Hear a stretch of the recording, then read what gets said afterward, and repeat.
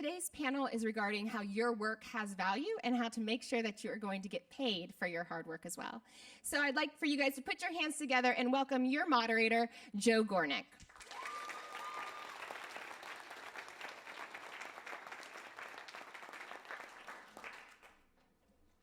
Hey folks, how's everybody doing today? Enjoying Hall of Fame? Yeah. What's the favorite draw so far?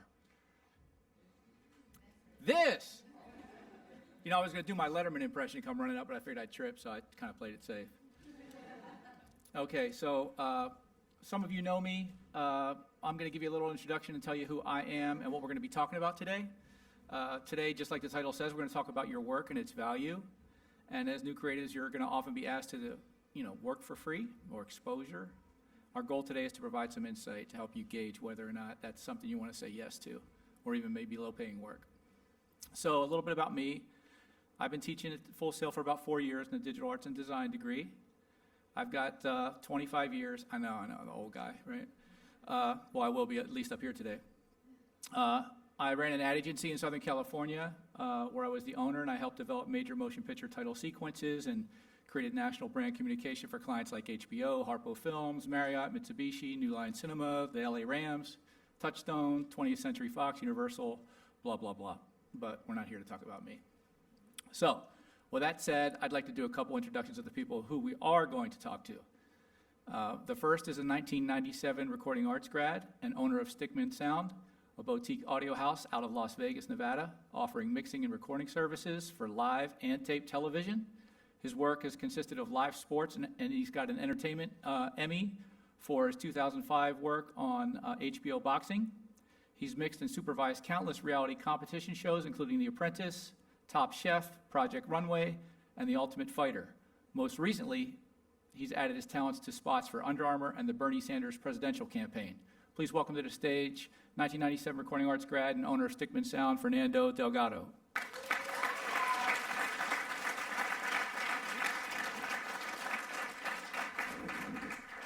Howdy.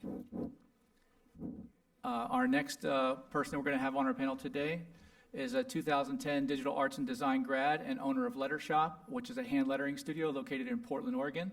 She blogs on topics of creativity, freelance, and hand lettering on her own blog titled Make a Profit from Your Passion. She also live streams her process on Twitch 3 days a week. She's got over 10 years of design experience creating custom typography and branding for everything from guitar companies to Victorian coffee houses, blog rebrands, social media companies, the food industry, app identities, apparel design, mentoring programs, and many others. Please help me welcome to the stage Dina Rodriguez.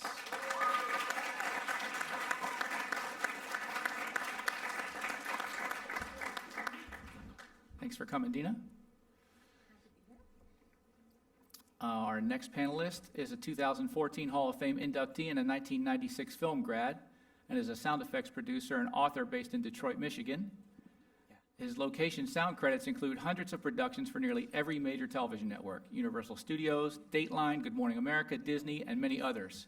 He's known as the rock and roll professor of sound, and he has authored 2 books, The Sound Effects Bible and The Location Sound Bible. His sound work can be heard in major motion pictures, television shows, radio programs, and video games worldwide. Please welcome to the stage Rick Veers, 2014 Hall of Fame inductee and 96 film grad.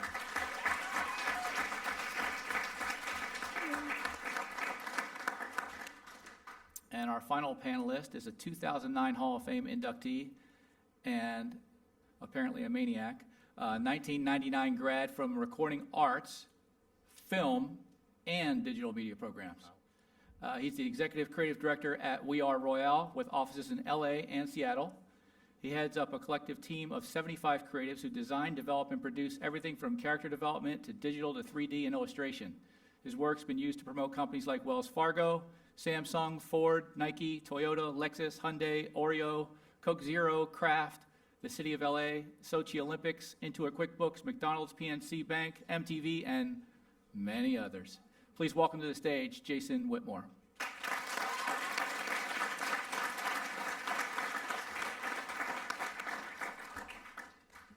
So obviously there's a couple folks up here that are going to have some great answers for you. So I'm going to just ask a question to the audience. Who's ready to work for free?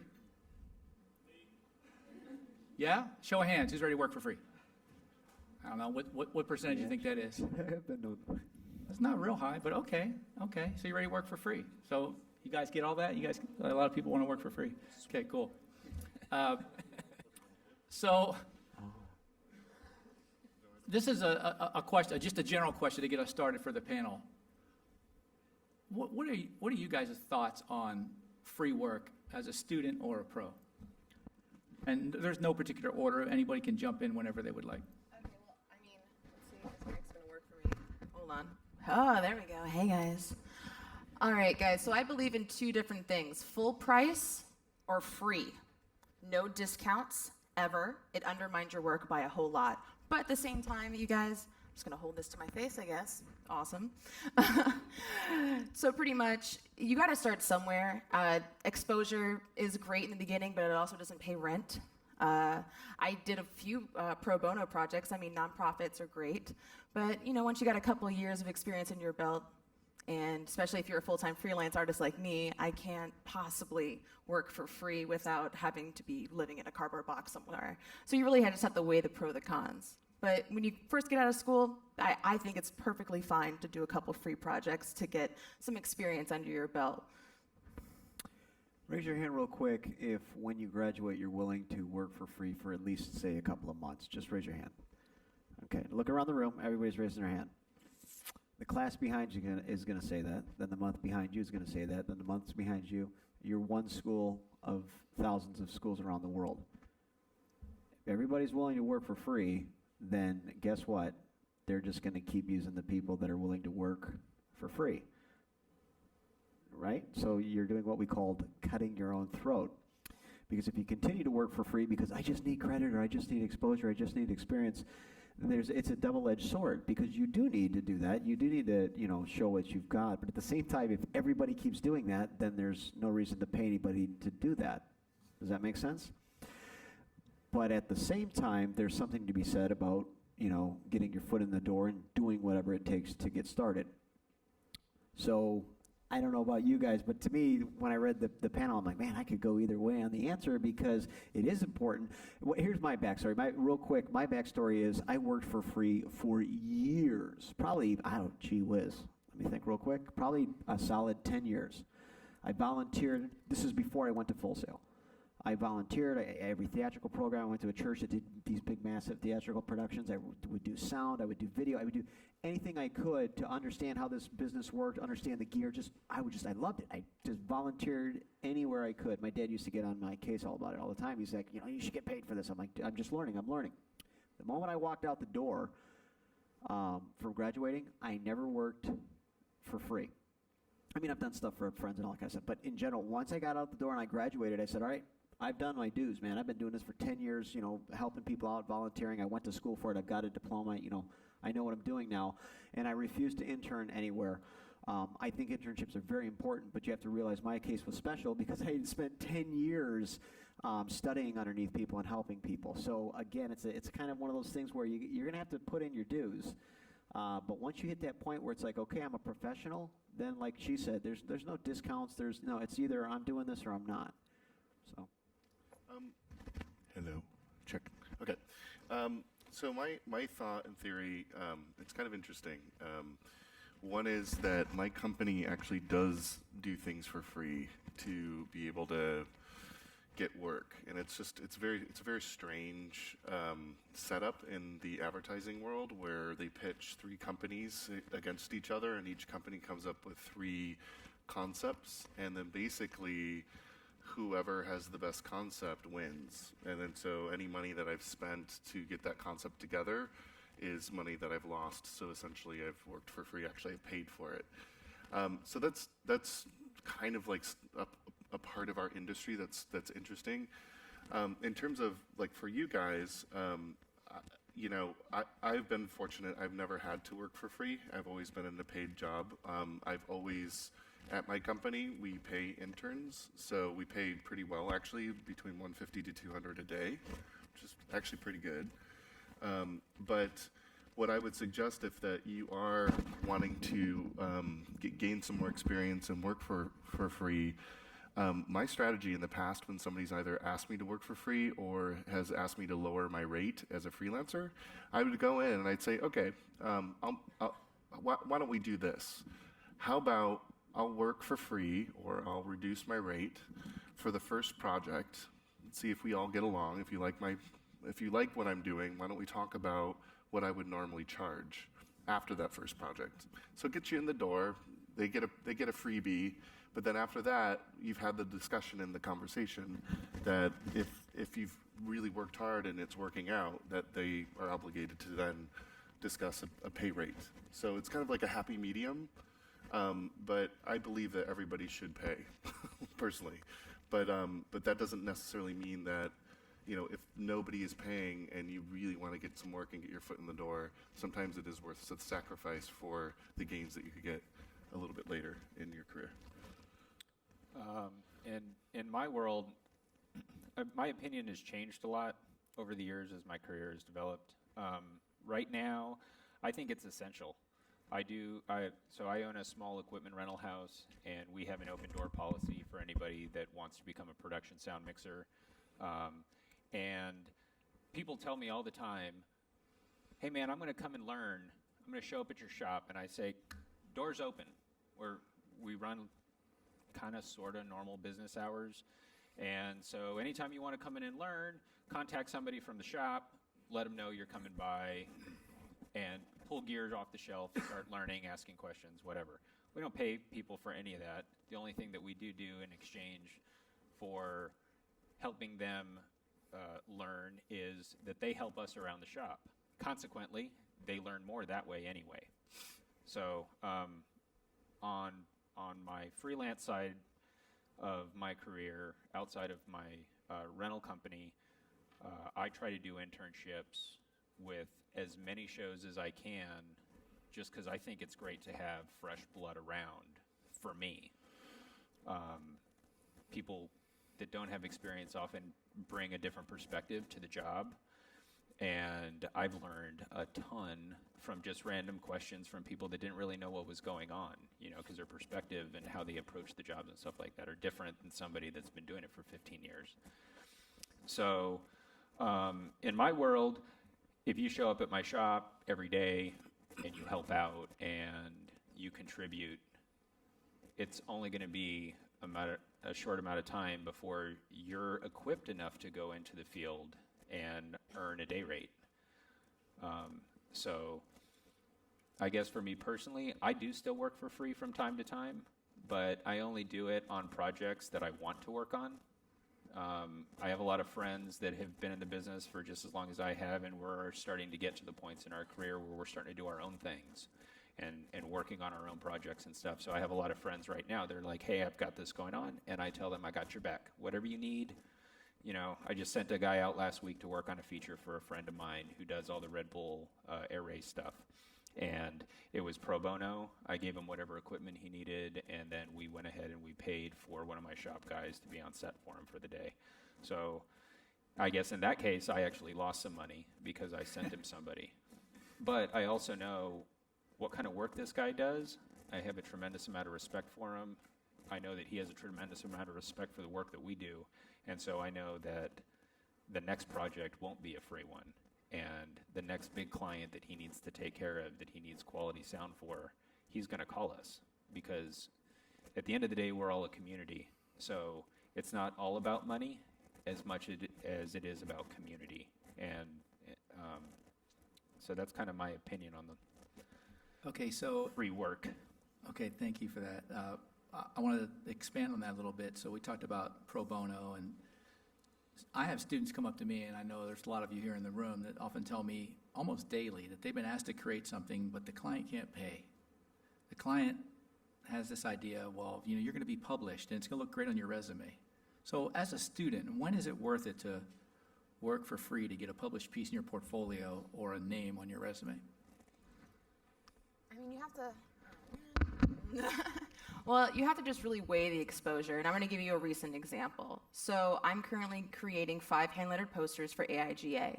That's a huge opportunity, and I'm not being paid for it. Why am I not being paid for it? Well, they're a nonprofit. And also, for me to be exposed to a company like AIGA, the largest, if not the most popular design association of the United States, where literally hundreds, if not thousands, of art directors are going to be looking at my work. At that point, I feel like I should be almost paying them for the exposure, because that is worth, I could book a year of freelance work just from this one piece that I'm working on right now. So that's something to keep in mind. But also, if it's some mom and pop shop down the street that's just starting out, how much is that exposure really going to be worth to you at the end of the day? I mean, if it's more important for you to have just literally the word published on your portfolio, does it really make a difference? If the work is good and you're looking to get hired at an agency, who cares? If the idea is worth, like, if you think the client will actually like give you money for it, or if you're working for an agency, if it'll affect that client's bottom line, then who cares if it was published, or if it was personal, or if it was a student project? And that's just, you just have to weigh the pros and cons of like what that exposure is actually worth. Well, I think that if you approach it with a strategy, and I think that's kind of what you're talking about, is a strategy. Word. Then, you know, you are worth money. You know, I mean, what we do is worth money, and it's worth a lot of money, and we make people a lot of money. So if you approach it with a strategy, and then you put a time limit to how long you're going to work for free. At some point, you know, I mean, I did the same thing when I came out of Full Sail in 1999. I went to my number one design company that I wanted to work for and got laughed at for my reel, which was not super fun. But I basically told them, I was like, look, I'll do anything. I'll work for free. Like, I'll you know, work at the reception desk. I'll get people coffee. Do you want me to like sweep the floors? I don't care. I just want the experience. And he basically said no, he didn't feel comfortable with me working for free, and that he thought that I should go back to school. And I was like, I'm not going back to school. I'm done. Like, I just went to Full Sail for 3 years. I'm ready to like learn. And so if you approach it with like an end goal in mind, I think eventually, like you were just saying, like people are going to take notice to that, especially if you do it with a smile and you're not jaded about it. But you also have to remind them, because sometimes they can forget, you know, that you're like, oh, you're like, hey, how's it going? You know, like you have to be very clear with either what your goals are with that particular person, so they don't take advantage of you, or you need to gain that experience and use that experience to get you another job. I think also a way to approach it as a student that's coming out of school, you're not working for free. You're investing your time to learn. True. and to hone your craft. So if you show up to my shop and you don't know various microphones, mixers, whatever, and you spend time with us, we're going to teach you what that is. It's just not on my And if you stay with it, eventually you're going to get sent out to the field.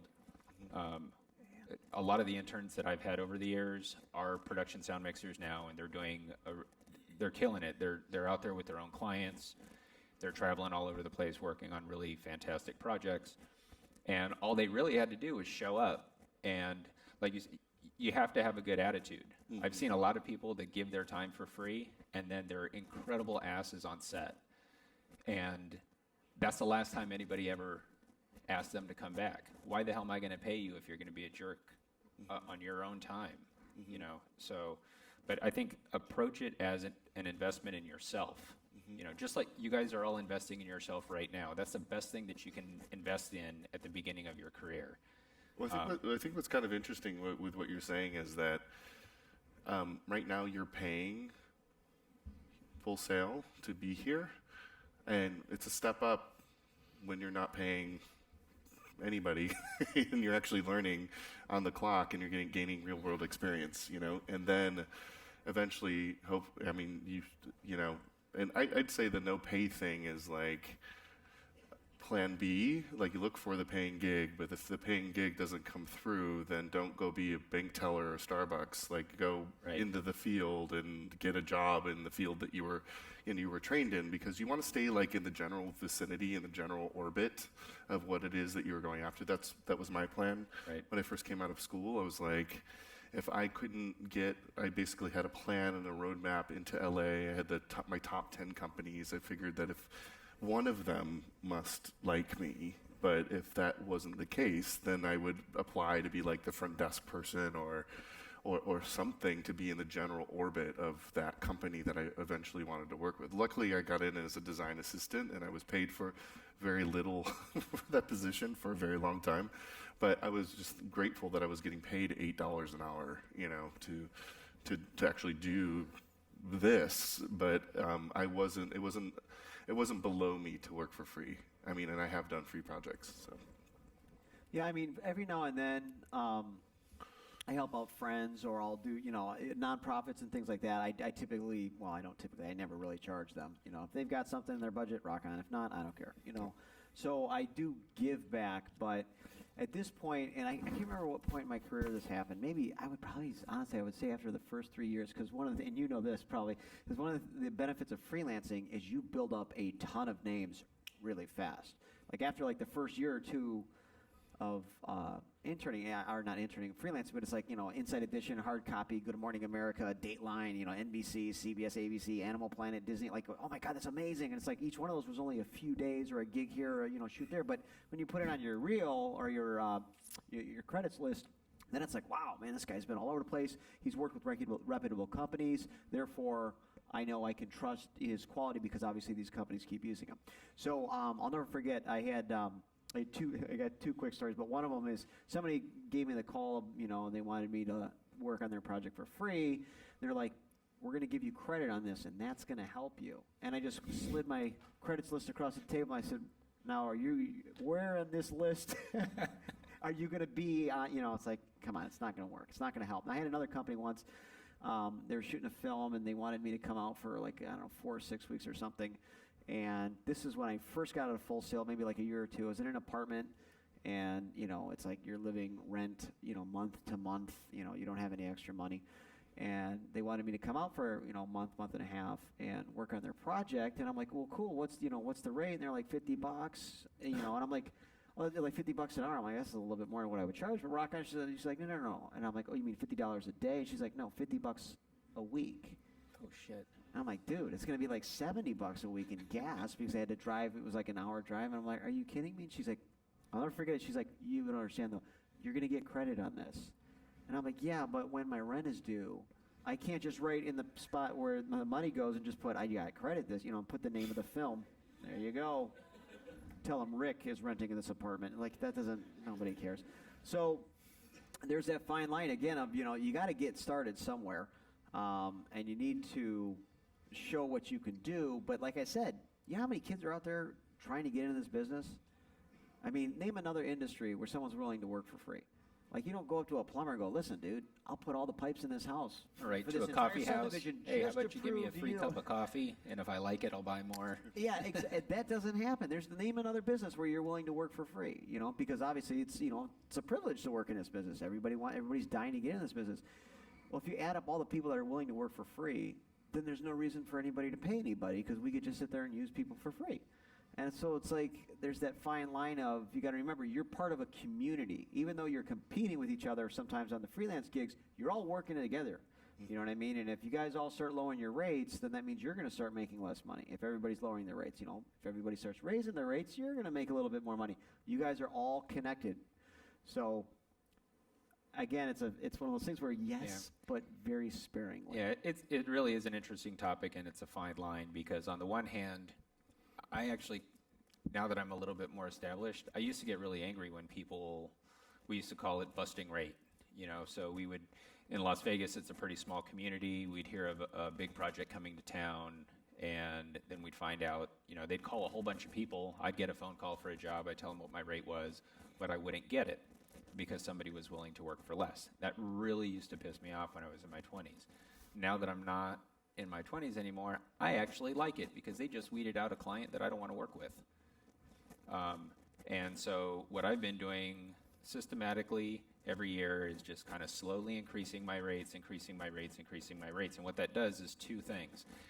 A, it makes me a little bit more money, which is great. But B, it also weeds out the clients that are no longer working at my level. You know, as a professional, my focus is to improve my craft. Every day I go out, it's my focus to to not only serve my client, but to serve myself by learning.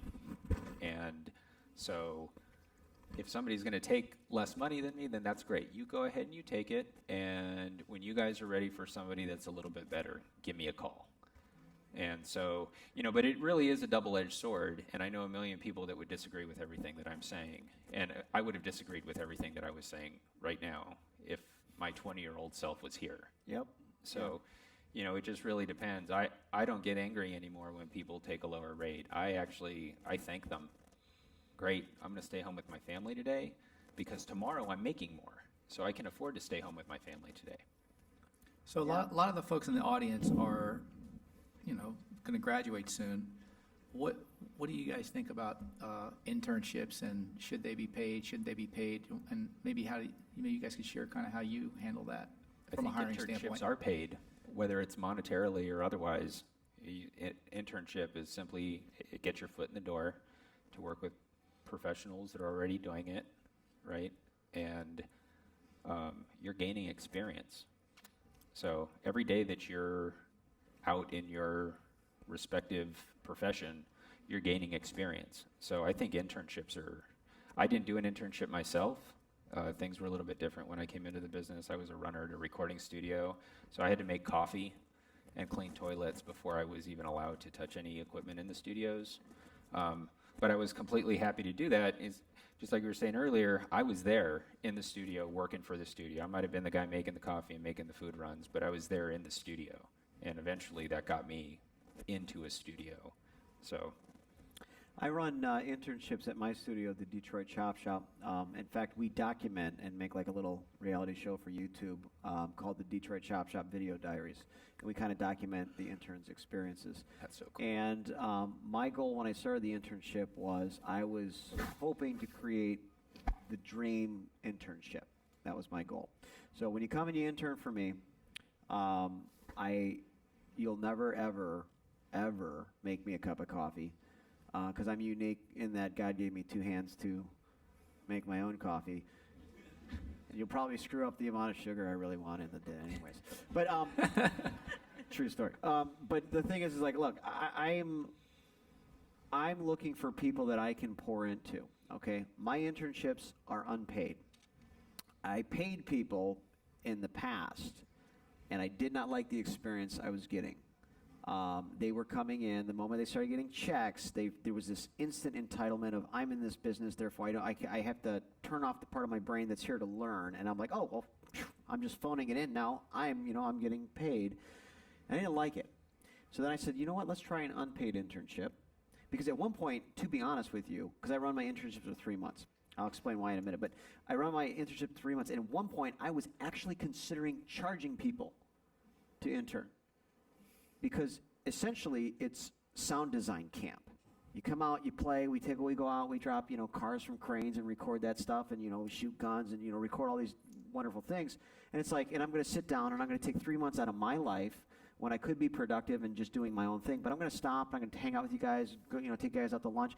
I'm going to chat with you, answer all your questions. I'm going to show you the ropes. We're going to go over things. And it really is like a school. So I don't hold my internship like a normal place would, and that you're not just kind of shadow me so much as we're all just going to make some noise together and have fun. So when I started doing the unpaid internships, I noticed a huge difference in the people that were coming, because it was people that wanted to be there. Yep. I mean, if you're willing to do something for free, that tells me your heart is in it. You want to be there. And so I limit my internships to 3 months, mainly because I knew of people that were running internships. They had one, I never forget this one intern I was talking to. He had been interning for this guy, major music artist company. He'd been interning for the guy for over a year, unpaid, and this kid was running around through all hours of the night, running around, doing stupid crap, running to Taco Bell for the guy, and getting dry cleaning and blah, blah, like stupid crap. It has nothing to do with this business. And I was like, you've been doing this for a year? And I'm like, there's a point where you're getting taken advantage of. And I said, look, you're coming to me for 3 months unpaid. If you can't learn from me in 3 months, you're never going to learn it. Like, it's not like after it's going to take you a solid 9 months of being with me. Dude, after 3 months, if you don't get it, you're not going to get it. There has been only a handful of times when I'll allow an intern to stay beyond the 3 months. I don't ask them to. I've had them ask me, hey, can I do another internship or whatever? And depending on the person and depending on my schedule, because it's a commitment for me to have an intern. You know, I have to plan stuff for us to do. You're not just going to sit in the corner all day, so I have to like think of things to give you and, you know, lessons to teach and all that stuff. And if the situation is right, I'll let you stick around for a second internship. Has anybody seen the new, it's a space movie just came out. What's it called? Star Wars? Is that the name of it? I had this one intern. This was probably almost probably 8 or 9 years ago. A kid came to me and he wanted to intern for me. So he sent me this email. He wanted to intern, and I said, I'm real busy right now. I don't have time for you. We'll do it another time. Long story short, he emailed me back a month later. Then he emailed me again. This kid asked me 8 times to intern for me over a period of probably close to a year. So finally, after the 8th time, he asked me one more time, and my producer was like, dude, this kid really wants to intern with you. Just give the kid a break. So I was like, all right.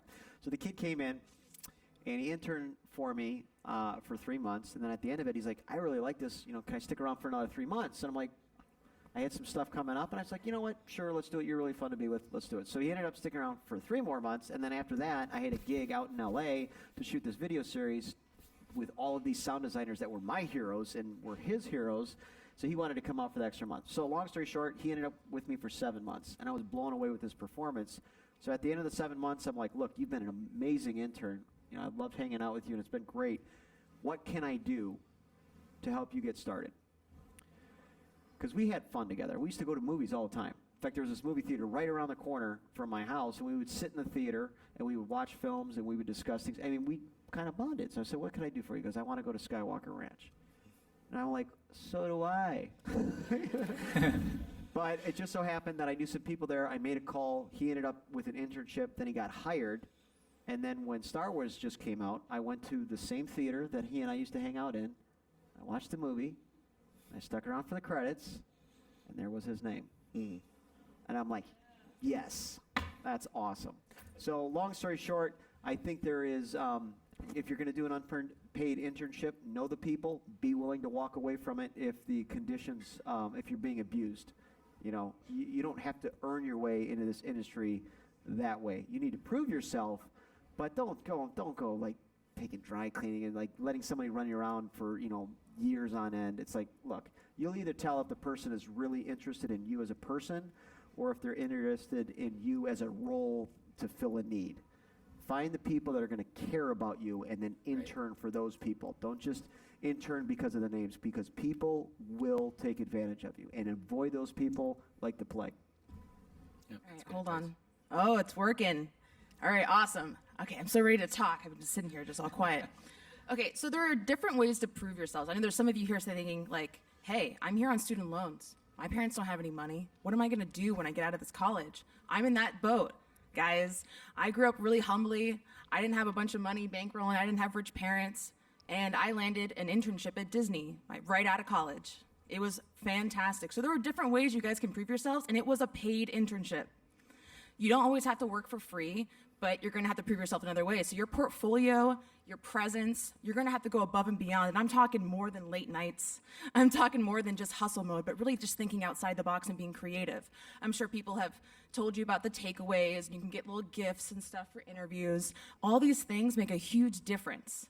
I actually believe in writing case studies for my portfolio. Instead of just having a gallery of images, I actually explain my design process. Hey, I'm not using this typeface because it's trendy this week. I used it because it means this psychology-wise. Or I use this color mode because I want it to look cool and clean.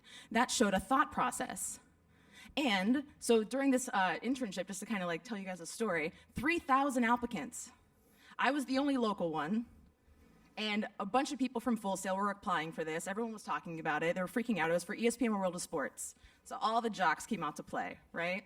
I don't follow sports, guys. I don't even know, like, anything about it. I don't even watch the Super Bowl. Like, seriously, like, I don't even watch it for the commercials. I just like making chili for people, okay? But I was able to go in there. I dressed the best that I could afford.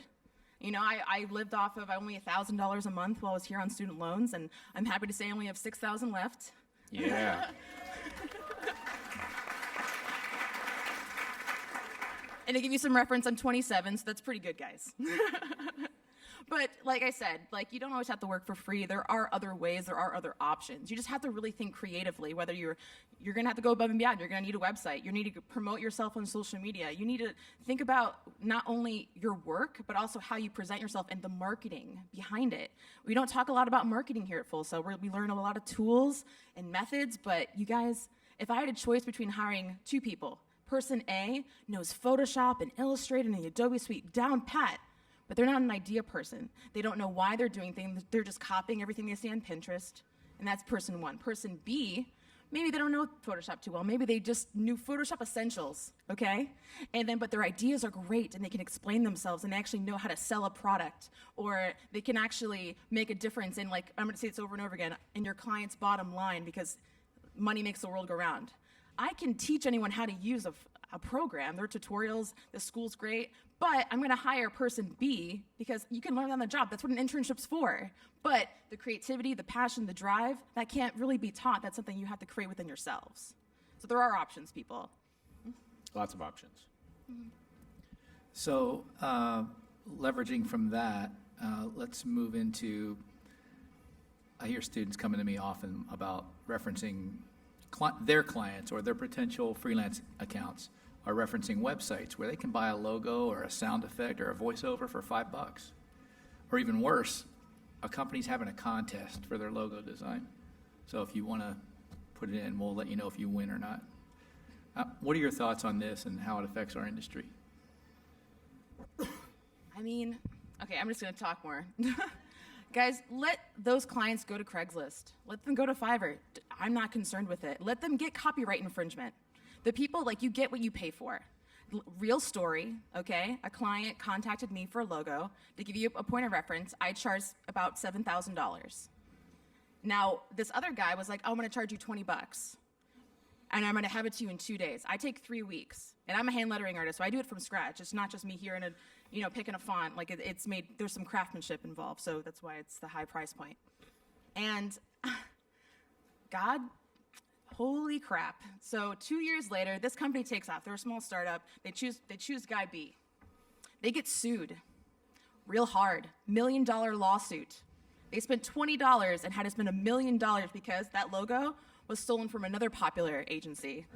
And they were using a stock graphic, right? I think they maybe tweaked some kerning a little bit, maybe changed the color. But guys, that client was real sore about it, and their business shut down, and then some. So it's like, you really have to weigh it.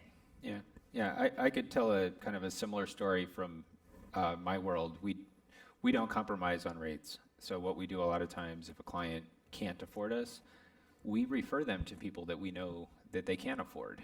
And we always preface it with, yeah, they're pretty good. They should be able to take care of you. So we had a client last year, they never emailed us back. We had a whole dialogue with them. We sent out numbers and everything, and then they never got back to us. So we went as far as prepping all the equipment and everything, because sometimes productions are super last minute, and in order for us to stay ahead of them, we try to be proactive. So we went ahead and we got all the equipment prep done, and they never got back to us. We found out later that they ended up going with somebody else. And about, I want to say 4 or 6 weeks into their project, their production manager called Crystal, my business manager, and she says, I am so sorry that I never got back to you. We went with somebody else, and now we have to reshoot about three weeks worth of our show. What can you do with us on rate? Well, we raised the price 10%. And they came back to us and they're like, well, we don't think we can afford this. And we said, well, you can call so-and-so. And so they got off the phone. I'm sure they had their little meetings and whatnot. And about 2 hours later, they got back to us. And so, of course, we were able to get the sound mixer that did the job a little bit extra. We made a little bit extra, and they wrote us a long email after the job was over on the difference in quality of person and equipment that was on set. They could tell the second that my guy showed up that he wasn't joking around and that he was there to do a good job. and so they've been hiring us ever since. You know, so don't let competition scare you. I think competition is very healthy. It should encourage you, and don't compromise just because, because it's a tactic that they use. Oh, well, so-and-so is going to do it for less. Great. Let so-and-so do it for less. They're pretty good. I think it's pay kind for of it. interesting in my business. It's a complicated business because there's a lot of competition. And for us, so 7 years ago, I walked into Nike, and creative director there used to be a Full Sail grad, so I got in with him. I walked into Nike, and I presented our work and said I really wanted to work with you guys. And our industry is based on budgets and what's available in their budgets, and so they had a project for us that we were very interested in taking on because it's Nike, right? It's a great real builder, And at that point in our company, we needed more sexy work, on our reel. So now this kind of puts you in a precarious situation. Now, as companies out in the industry, you have to set a precedence of what your value is. And so if I do a project that is, say they have 50 grand and I put 50 grand of my own money into it, and then it's a really $100,000 project that I do for 50 grand, it sets an unfair precedence that particular project can be done for that amount of money. We all do it. Like everybody in the industry does it. Every company does it. But it is a dangerous game to play because then it lowers everybody's rate. But we did it, and we did put some money into it, and we did get a product in the end that was a real builder. But also, not only was that a real builder, but it was also a relationship builder. So 7 years later, we're working with Nike Global. We're working with all different facets of Nike with legit budgets that are in the hundreds of thousands of dollar range that now we actually do make a profit off of.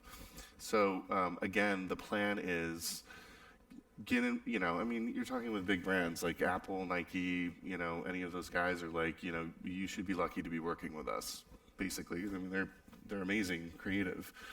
And to a certain extent, they're right. And to a certain extent, it's like, well, we have some talent to bring to the table as well.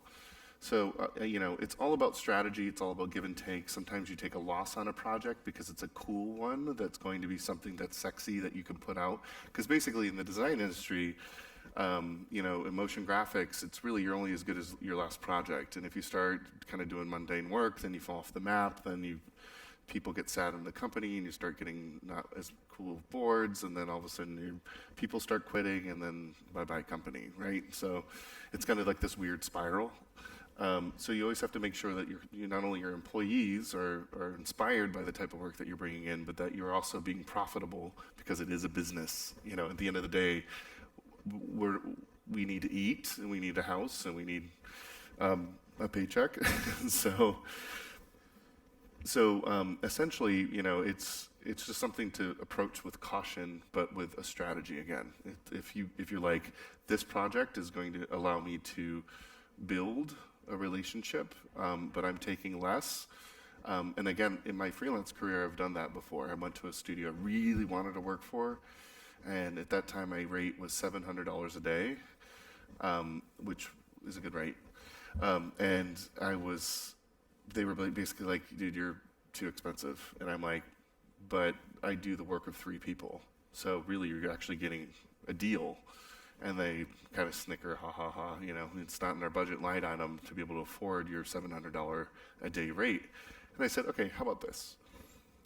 I'll come down to $600 a day for the first project in the next month and a half. See if you like me. And then if you do, we'll raise it back up to 700.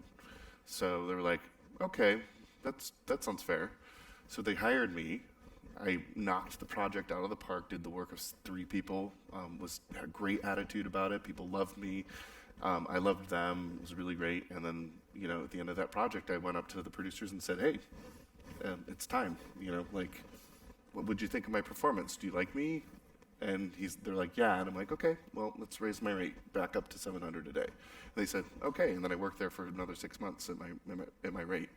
So it's just, you gotta like think about how you set it up, you know. And same thing with the clients with Nike, or any other client that is asking you to you know, do a seemingly impossible project for the amount of money, and you have to remind them that that was a stretch for us, and we actually lost money on it, just to make sure that they know that that's not the norm. That we're hooking you up right now with our own money because we want to help.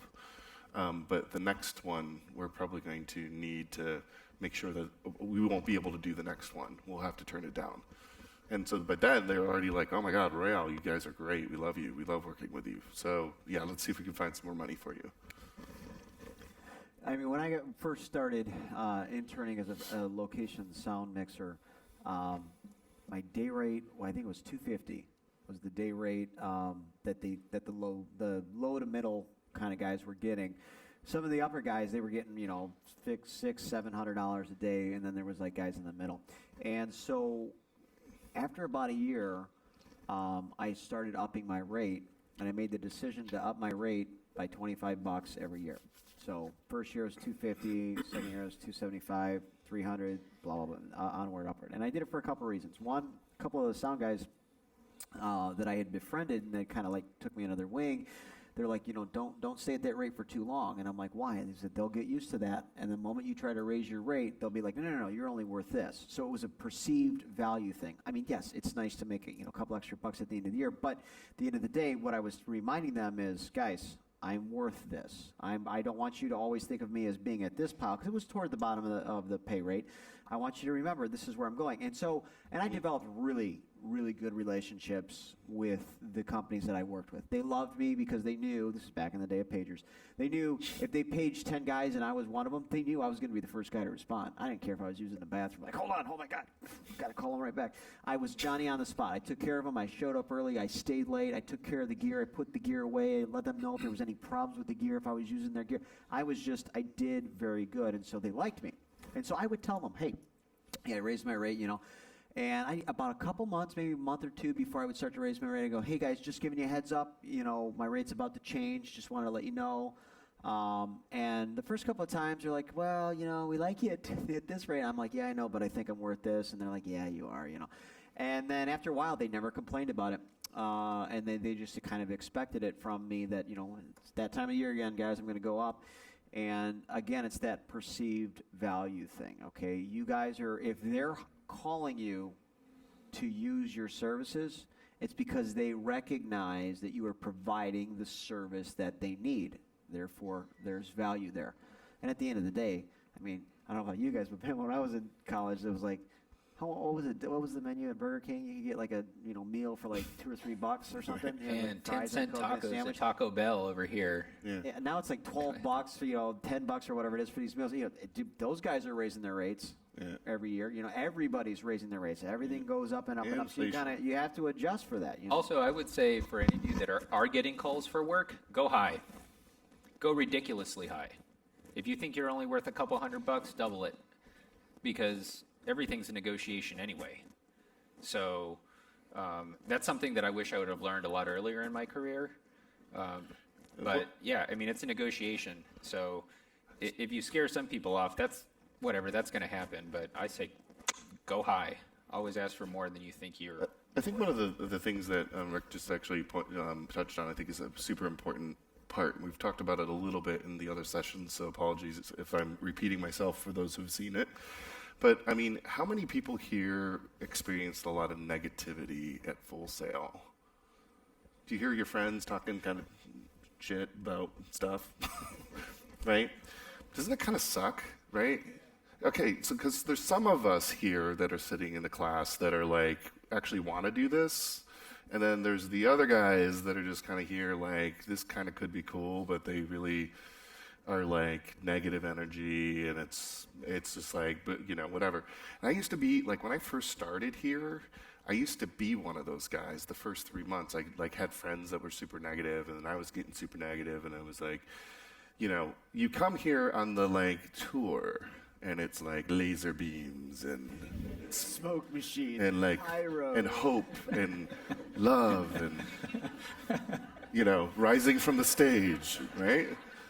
And then and that's what I mean. It's magic, right? You put yourself in that, and it's so exciting. And then you get here, and you're like, oh shit, I actually have to work. And so I think, and then some people take that as like, they interpret some of the things that they say here as like you're getting a guaranteed job promised to you when you leave, and they provide you for all of the foundation to be able to get a job here. But at the end of the day, and this is true for your life in general and any career that you go into, it's all up to you as the individual. If somebody's not providing it for you, then go out and make it yourself. We're not children. It's all up to you to make it happen for yourself. I remember when I was graduating, so back to the negative thing, a friend of mine said, could you not be negative? And I was like, and I had to take a step back and I had to analyze how I was being, and I was like, God, yeah, you're right. I'm spending more time being negative about just critiquing and being stupid than I am about here being, I've just paid a lot of money to be here and sitting in that seat. Like, why am I wasting my time being negative when I have so many other positive things that I could be doing with my time, like getting to know the lab instructors or my course directors, asking those extra questions in class that pissed off everybody else in class, you know what I mean? Like, I was that guy. Hey, how about, why don't I ever miss a class? And I had perfect attendance for 3 degrees, PS, and got valedictorian, salutatorian, every course director's award. Like, I was that annoying person, right, in class. but I was super proud of the perfect attendance, PS, because that was a feat. But I didn't party. I think I did party once. I drank too much vodka, got sick, and that was bad. But for the most part, it's like I soaked up everything I could possibly do here and got to know every single person. And you know what? That set me up for my entire career, because I still come back to my family here. Anytime I have a problem with my business, I call up Isis Jones. And I'm like, hey, what do I do about this? I have no idea. Anytime I need to come home here, meaning here, and I need a hug from Gary Jones because he's the man. And he's like, Jace, let me get you a Starbucks. And I'm like, okay, Gary. My point being is that by getting to know everybody, by being positive, by soaking it up, by taking every single class and pretending like that's exactly what I wanted to do, including soldering and studio maintenance that I will never use. But I did it with passion, I did it with drive, I did it with love, I did it with positive energy. And you know what? That has carried through my career. By every single project that I've ever taken on, I go into it with like, yes, let's get this. Let's be a team. Hey guys, and I'll rally people and I'll get people involved, and it won't be negative, and it'll be and people would be like, dude, you're like a rock star. And I'm like, I'm just doing my job. But then when I transitioned into owning the company, I was like, holy shit, I was a rock star. Because there's not a lot of people like that out there. Everybody has an opinion or something negative to say or something under their breath or whatever. And when you're living on a project with somebody, I guarantee you, I don't care how good you are. You walk into my studio and you're the shit, and you know it, and I look at your reel and I'm like, wow, yeah, you're the shit. But you're telling me you're the shit. I don't want to work with you because I don't have any time. I don't want to be a superstar. It's like I'm here to be a team member with everybody. That's why I named my company We Are Royale. It's us together. We are this company. It's not Jason Whitmore shop. It's We Are Royale, together with my clients, together with my staff, together with everybody. It's our team that makes it happen. And if there's one cog in the team, you bring everybody down. It just takes one negative person to bring it down. So my point is, if you're one of the negative people, stop, please, for the sake of the people who actually want to be here. And the other thing is that, it's time to approach life not as being a victim or feeling like you're defeated. If you can't get a job, then go figure it out. And one of the reasons why I say this, and I'll wrap this up, One of the reasons why I say this is that I work with salespeople. I had a director of business development in year 4. Sales were really, really slow. I went up to him and I said, hey, kind of need some work. Got a payroll coming up. And he's like, you know what? It's slow out there. I don't know what to tell you. And I was like, that's an unacceptable answer. Don't tell me it's slow. And I was like, okay, so what's the plan? And he's like, I don't know what the plan is. And I'm like, well, you know what? You're going to sit there, and I'm going to go on a presidential tour right now. And I jumped on a plane, and granted, by the way, at this point, my business partners and I were not getting paid so that the staff could get paid. We laid ourselves off because I felt like I had made a mistake. I'd put too much power into somebody else's hands that was not getting us the work. So we collectively decided to take 4 months where we didn't get paid to save everybody else's job at the studio. And I jumped on a plane, and I went on a presidential tour, and I knocked on every door and said hello to every network and said hi to all these people and all my friends. And I made all the money back. We got paid back our 4 months, saved everybody's job, and then some. It was one of our better years. And then I was like, I had to reassess my sales. So, for example, if you're not getting a job or you're not figuring it out, go fucking figure it out. Go figure it out. Yeah. Sorry, Full Sail, I know. I did drop the F-bomb. Damn it. Anyway, okay. That's Well, you touched on some really good stuff, man. And I think that, all of you as a panel, without that part, but you talked a lot about what your value is, and all of you have been talking about how it affects our industry. I think that Rick had mentioned something about having value, and I think we all know that image and perception drive value. And what I would say to that is there an example that you might want to share where you could talk about how your perception and image has affected your value?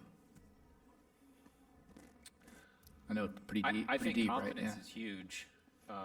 I've been called confident and other stuff in the past. When I walk on set, I always, even if I don't know what I'm going to do, sometimes I'm a production sound mixer, so I live my life on set. Sometimes producers and directors ask me to do stuff that we're just like, well, I don't know how I'm going to do that. But I never tell them that. They'll explain their ideas, and I'm like, all right, I got it. And oftentimes I'll tell my clients, bring it. You're not going to put one over on me anymore. Those days are past me. I've got this now.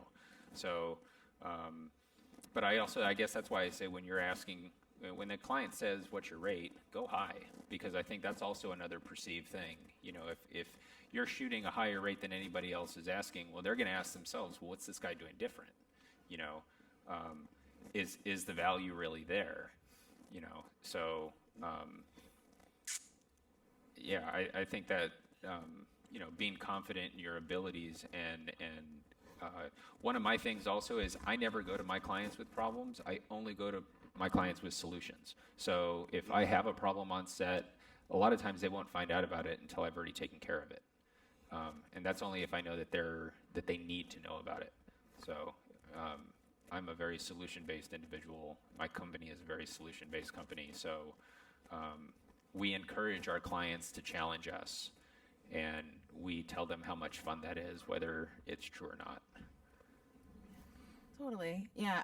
For me personally, I tend to over-deliver always. Like, even if I do a free project, I treat it just as much as if I was getting paid $7,000 for that project, because that value is still there. Now, some examples just to be specific for perceived value. Like, let's just take a logo design, for example. Most people, when they first start out, they do logos, they do multiple concepts, they do revisions. I don't do any of those. You get one concept, you get no revisions, you give me your art direction, we have a meeting, it's approved, and then silence, 2 weeks. This goes against a lot of industry standards. And for me to be able to do this, I have to be able to back up what I'm talking about. People aren't just going to believe me, but you go into my portfolio, you see case studies. Like I said before, I don't just do things because they look pretty. I don't just make pretty pictures. I deliver solutions just like you. Now, some examples on how I over-deliver. When I turn in that logo, I don't just send an email and go, what do you think? No. I send you a full-on presentation, 2,000 words. at least minimum. I show you pictures, like, hey, here's my sketchbook. Here's the 20 concepts I did internally, just because I'm not just like the first solution is the best solution. Like, no, I'm internalizing that revision process. I'm actually going to walk you through, like, I chose this thumbnail because of the visual hierarchy of this. And then I chose this color because it makes you feel this. And I actually did demographical data. I did the research. I know how to use Google, people. Like, I'm not an expert on, like, the coffee house industry, but I can, do a Google search just like anybody else and make sure, like, look up the competitors, like, actually provide those stats, those facts. Like, Google Analytics, guys, it's free. There's a lot of good stuff on the internet. And just to be able to explain exactly why I'm doing the things that I'm doing. And then also, you get a free branding guide, because usually the logo is just the beginning. It's not just a picture. Like, I chose this color because it goes really well with this supporting typography. And then also consider your website and your business card. So it's just not that solidified picture of that logo or Coca-Cola. It's the whole 9 yards. So with any project you do, regardless if you're in video or graphic design or DAD like I was, you just always give more than you get, and those clients are going to be coming back to you. Thanks, Tina. Beyond and beyond and beyond. And once you feel like you've gone beyond anybody else, do it 1 or 2 more times. They notice. All right, I'm going to give you guys an opportunity to talk to these folks. If you have a question, we'll move into Q&A for a few minutes before we get you out of here. And if you have a question, raise your hand. We'll have mic runners, and they'll come see you. Question in the back? Sure. Hi, my name is Chachi. I'm a music business student. Oh, okay. Oh, hi. I was wondering, how do you gauge your work? Like, if your worth, if you're just like everyone else, you're just getting out of college, you have just about the same experience, but your experience is like services. Your portfolio can't show that you excel at marketing and branding this artist to a certain extent, because the next person might have the same resume as you. How do you gauge your work from that, your worth from that? Like, how do you prove yourself? I mean, one thing that I took away from my education here, there's a woman, and she actually was my teacher. Her name is Nell Thompson. She's now the VP of I don't know what her title is now, but she does most of the education stuff here. And I remember her pulling me aside one day, and I had a similar question, like, what am I worth? And I don't know what I'm going to do. And oh my gosh, and whatever. And she's like, what's your name? And I'm like, Jason. She said, say it louder. And I was like, Jason, hear her say that. Say your whole name, Jason Whitmore. Louder, say it. And I was like, Jason Whitmore. I was like, and she really taught me my name, right? And that goes into the whole, I know, I didn't know it. But she really, and what that means is that she really and helped me be confident of who I am and what my value and my worth is. So it's okay not to know. I see this all the time. I didn't know. Like, when I first came out, it was really scary. Like, what do I ask, and how much am I worth? And I mean, just to give you a gauge of just me in our industry, like a starting staff position with your skill set would be between $40,000 and $50,000 a year. Pretty good. If you were freelance, it'd be about $150 to $200 a day. But it just depends on like what type of industry and where you're going, and if they have room for you, and if that's the company that you want to work for. So I think that you guys will walk out of here with a great buffet. I like to call it the buffet of knowledge, because you've been eating a lot of yummy stuff, right? But you don't maybe not know where you want to go, and that's okay. P.S. By the way, you don't have to know where you want to go at the end. I didn't. I thought I was going in a grad video. I wanted to be an editor at Industrial Light and Magic, and I became an executive creative director and partner of a design company. But it's like, and when I came to school, I wanted to be a musician. So it's like, I've been kind of all over the place. So I guess my answer to that, after the long explanation about what my name is, would be that, just ask if they have a paying position and see if it's something that you would be willing and able to accept and to move forward with, because you do have a skill set that is very helpful, but you don't have the experience to be able to demand a higher rate, if that makes sense. Anyone else? Oh, I'm sorry. Go on. I don't think I'd be answering the question, and one thing I really wanted to talk about was value-based pricing, guys. I know a lot of you are like, what do I even charge? And I'm going to speak from just a freelance point of view, because I know a lot of you, you might take longer than others to find jobs. You might look to freelance as a resource to make some income in the meantime. And you're like, you might go to AIGA, for example. They have calculators. My favorite personal way is you take your hourly rate plus your expenses. Yes, your expenses. So you want to make an actual profit, and then your value. So like I would charge probably these guys a lot more than I would a mom and pop place down the street, and that's the value, because they're going to make more money off the design than that pizza place down the street that just opened. So that's something to keep in mind as well. So just take your hourly rate plus expenses, and then usually turn that value, let's make it like a logistic, a percentage. So I probably charge let's say an 80% upcharge for these guys, but then for the lower guys, it'd probably only be maybe a 10% or a 15% to kind of help you guys gauge it, because I know that can be really confusing when you first start out. And there's a lot more than just $25 an hour. And again, freelance, so if you guys are interested. And I have a ton of more information on my blog at lettershop.com. That's Lettershop, and it's 2 P's and an E, like Letter Shoppy, by the way, just for more information, because we're running out of time. We have a question over here on the far left. Hi guys, thanks you for being here. It's been a great session. So for my question, I have to leave you a little story. Like I graduated in an audio program in 2011. I worked in a post studio for 3-4 years, and then things got back home, and I have to come here. And I acknowledged that I want to learn more. That's why I came to Full Sail. But now I'm about to graduate like next month, and I've been rejecting internships from all the studios that I've been trying to contact, and where's that fine line where I get the employers to not think that, oh, this guy doesn't want to learn, he's cocky, he's arrogant, and that line between that and I know that I'm ready for the job because I've done it. I've worked with brands and stuff, and I'm not arrogant. I just know that I'm doing my job. I already intern. I have my experience, but I can't seem to prove that to the employers without taking an internship. How are you applying for these jobs? Are you just sending in resumes and making phone calls, or are you going down to these studios that you want to work in and shaking people's hands? I've been to a couple of studios in Miami. Because do it again, do it more. Don't stop. You know, I was telling this story in a session earlier in the week. The way I got my first job out of Full Sail, I moved to Los Angeles. I looked at all of my CD sleeves because there was no internet back then to do research on studios, and I looked at all the studios that had taken part in music that I loved, and I went to LA. I contacted all of those studios, and I would come up with creative ways to get the studio managers' contact info, because it's not easy. It wasn't easy like it is today to get people's background. So I'd call the studio and I'd say, what was the name of the studio manager again? You know, this is so-and-so from some company I'd make up. And they'd tell me the person's name, and then I'd call back a half hour later. Hey, I'm looking to talk to Billy at the studio. Is he around? You know, hey, Billy, my name's Fernando Delgado. I'm looking for a job.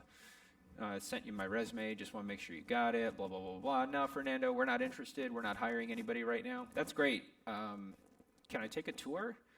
All of these different artists, producers, engineers have been rolling through your studio. I would just really love to check out the space. Let me come down and meet you. Give me a quick little tour. I got a job in a week.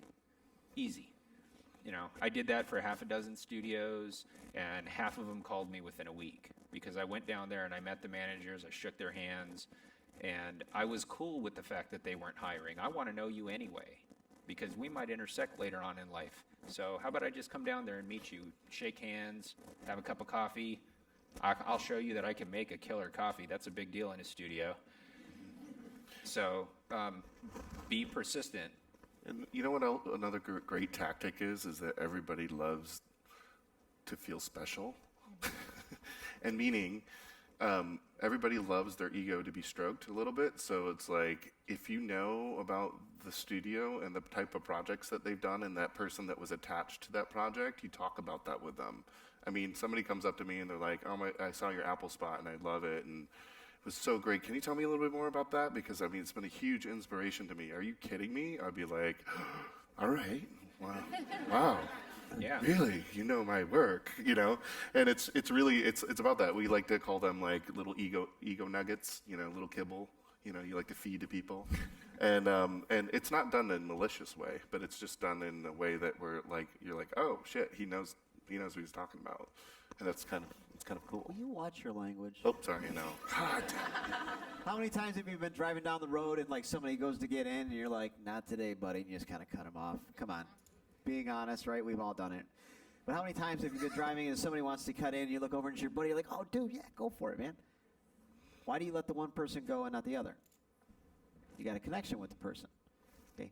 You are looking to connect with the people that you hope will eventually hire you. So don't just go in, hey, Fernando, how you doing? I really like your studio. Do you have any work? No, I don't, Rick. Okay, well, thank you very much. And then you just walk away. He's going to be like, dude, that guy was a creep. But if I'm like, Yeah. hey, man, so what stuff have you guys been working on? You know, It's relationships. yeah, absolutely. It's all about Oh my relationships. gosh, it's amazing. Find out about stuff. You know, make it a conversation. So are you from this area? Find out where they're from. Oh, you know what? My aunt is from that area too. That's amazing. You know, blah, blah. Make it a conversation. If they tell you no, don't just go, oh, okay. Well, hey, you know what? I appreciate the opportunity, man. You know, if you got anything coming up in the future, you know, that'd be great. You know, would you mind if I, you know, checked in with you Yeah, in do a you couple mind of if I weeks or keep in touch? something, That's or- always a good one. Yeah, I mean, I didn't, you know, intern at a studio that, you know, to make coffee. But I tell you what, as soon as you guys said that story, I'm like, dude, you know what I would do? I'd be like, you know what? I'd go out and buy a French press, and I'd figure out different types of coffee, and then I would make that part of my pitch. You guys, you know, I know you guys need people to make good coffee, dude. I got a French press machine, and I don't know if you've had French press or not, but it's amazing. I would sell the French press machine to get me in the studio, right? You want to work with people that you've got a connection with. They will then turn around the next time you come up to them. They'll be like, yeah, come on in. Come Yep. on. I'll do that for you. And we have our last question coming from the social media channel.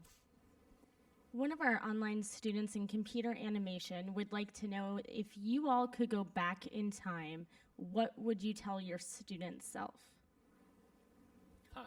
Oh, If I worked out more at the gym, I would eventually look like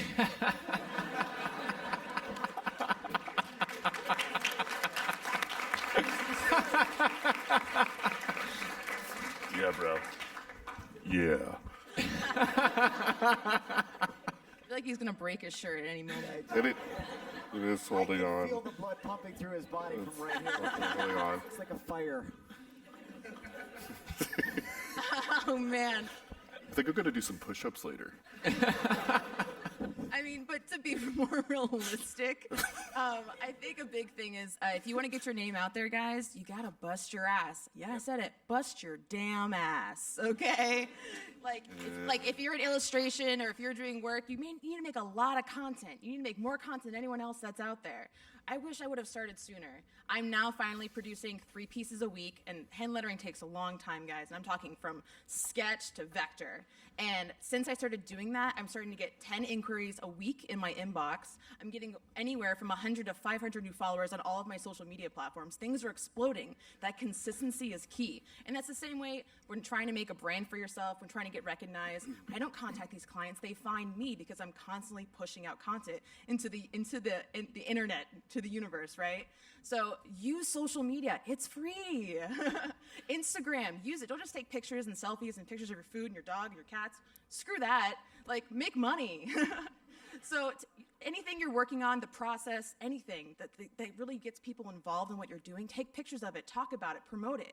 Don't forget to market yourself. It's not just about you and your computer. Yeah. You have to go above and beyond. And you know, and just jumping back to the you know, also into that question. And, well, first of all, just jumping off of what you were just saying, don't be creepy on social media, please. I mean, you know, be respectful on your Facebook page, and beware that we are looking at that. So we kind of tell if you're a partier or kind of crazy just by some of the pictures you post. That's number one. Number two. What I would tell my student self back in the day would be that be patient, because I think when I got in, I was just really, really eager to move up the chain really, really quickly. Yep. And the second thing I would tell myself is that it's all going to be okay. It's all going to be okay. It's going to work out. It's all going to be good. You're going to make some good money at some point. And so just be patient. and don't be pushy. If you come in to my studio, I've seen this several times. I've hired a few Full Sail grads, and some have stayed, some have not. And I have a couple good stories about that. But, you know, the most important thing is that, you know, when obviously you see us up here, we're Hall of Fame, or they're, you know, they promote us in a big way, which is really great, and we're here. I used to sit there and look up at the guys on stage, and I would be so inspired, you know. And when I was inducted with Gary Rizzo, I was like, he's still my hero, because I was there and he was here, and it was cool to be in the same class with him. But you know, it's just super important that, you know, you just understand that it's all going to work out. It's all going to be okay. So I would say slow and steady. Don't rush. You know, the object is to have a long, successful career, right? So you don't want to be a one-hit wonder and then fizzle out and be gone. You want to take your time, hone your craft, be a part of your community. I think that's a really big one. Be a part of your community. Help people in your community, because at the end of the day, they'll help you as well. That's been a really big part of my success. Is my community embraced me once they saw that I wasn't messing around. I was serious. So, you know, be a part of your community.